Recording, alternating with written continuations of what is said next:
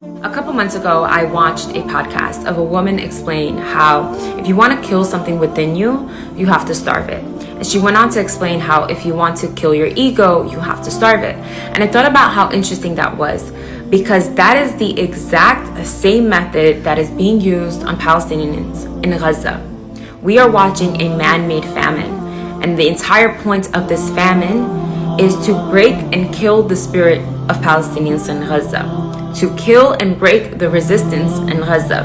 And this is not the first time that colonial powers have used starvation as a weapon to collectively punish the masses. The British Empire used starvation against the Irish, against the Bangladeshi population, because killing them, physically killing them, was no longer successful. But starvation is an excruciating slow death.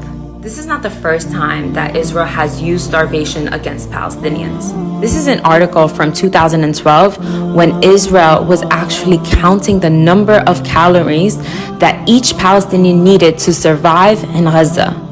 I don't think people understand how much control Israel had over Gaza. They got to control everything that went inside Gaza.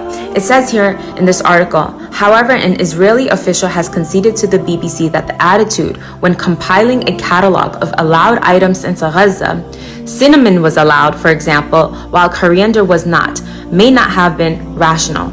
I think people understand how much control Israel had over Gaza and also Palestinians in the West Bank.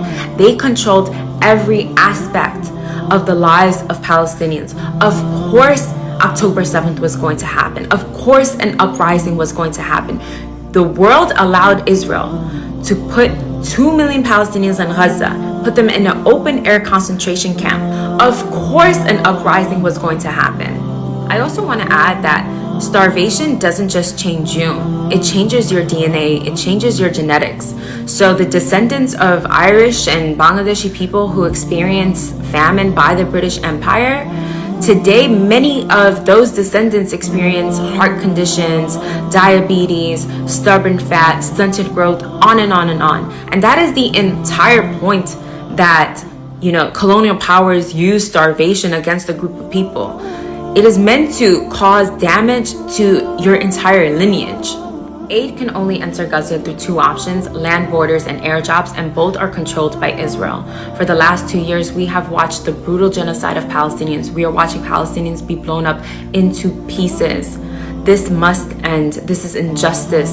This is inhumane, and we have to put an end to this. We are now being forced to watch their starvation.